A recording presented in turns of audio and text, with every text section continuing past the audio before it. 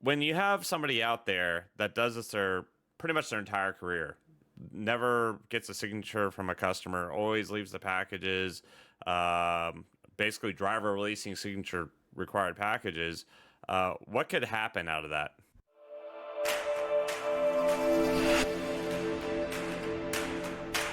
The facts, dates, and events presented in this video are from the member's best recollection and may not be fully accurate. This video is intended for entertainment purposes only. Always consult with your local union about your rights and duties at your workplace. The opinions shared on this video are our own and do not necessarily represent my employer's positions, strategies, or opinions. All views shared are protected under the National Labor Relations Act. What is going on, everybody? So today I have Norman, business agent out of Local 623 in Philadelphia. And, last week we talked about scams. In all of our stories, we were, getting signatures for packages and IDing people. But we all know there are a lot of drivers out there that do not ID anybody. And they'll sign for packages and just put it behind a plant or whatever and move on with their day. And they just want to hurry up and get done. But I'm going to go, Norm, I'm going to ask you right now. So when you have somebody out there that does this their pretty much their entire career, never gets a signature from a customer, always leaves the packages, basically driver releasing signature required packages, what could happen out of that?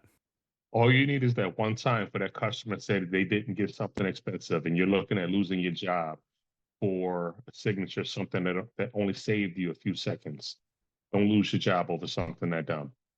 Now, let's say, and I've been a steward a long time, and Norm, you've been doing this a long time, so you've seen it firsthand where you have to represent somebody in the office over one of these offenses. Now, what have you seen throughout your career when it comes to these? When you go into loss prevention, they're going to hit you with the easy questions. They're going to soften you up. What are the methods? How do you deliver? What's your delivery area? And then they're going to hit you with, okay, what's this address? Do you usually do this? And it just gives them, I don't want to say permission, but it gives them a reason to dig into your files further. So you can have that one customer, hey, it's okay to leave my iPhone. You always leave my packages, just put it in my screen door. But when it disappears and they go down your delivery logs, they're going to pull your telemags, your delivery logs. They're going to pull everything they can and see, okay, you've done this here, here, here, here. So if that one phone can lead to you losing your job because, okay, they're going to say you falsified documents because you drew a line at all these stops, even though you meet these customers. Do the right thing. It seems like it's going to take longer, but for the wage that we get paid, protect yourself, protect your job, because you doing a favor for a customer is not going to put food on your table once you lose your job. Exactly. And a lot of times when we have to represent these members, it puts us in a tight spot. It's really hard for us to represent somebody. When you've gone your entire career, and Norm's 100% right, and I know last week he referred to going to loss prevention like a police interrogation, but he's 100% right. Because when you go into loss prevention, they're not going in there asking you questions because they don't know the answers. They've already done their research. They usually take 2 to 3 days to go through interviewing the customer, going through your log, pulling every time you've done this before, and they bring you in, and they don't tell you they've already done all the research, but they'll bring you in, and then they'll start asking you surface levels questions. Okay, like what are the methods and procedures of delivering? How do you do this? And then there's usually somebody in the corner kind of taking notes to everything that you say, and as soon as it's almost like they'll trap you if you start lying. And so going in and lying is one of the worst things you could possibly do. But it's also really hard just to represent like cases like this, because like Norm just said, I mean, if you're doing your entire career and they have, weeks upon months upon even years of just documents of every time that you've never gotten a signature, it just puts us in a bad situation. And unfortunately, we all know that our drivers out there doing this. So, Norm, I know some of our viewers may not know this. I know a lot of the stewards do, but in our contract, it has it so that if a package is missing, instead of you getting disciplined, you can just pay for the package. I mean, have you seen situations like that? I've seen situations like that, and that's at the discretion of management. You can either get a discipline or you can pay for the package.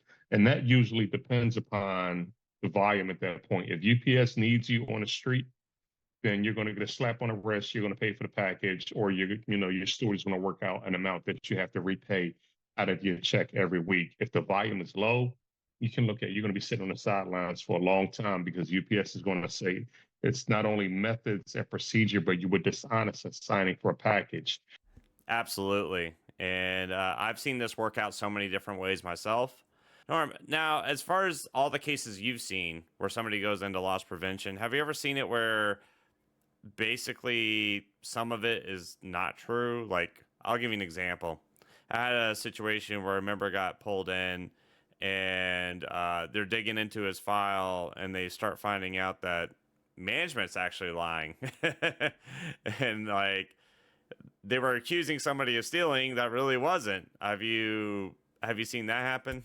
I have. I don't have all of the details of it, but one of my coworkers, another BA, he represents a member, and I'll just leave it vague in another censor.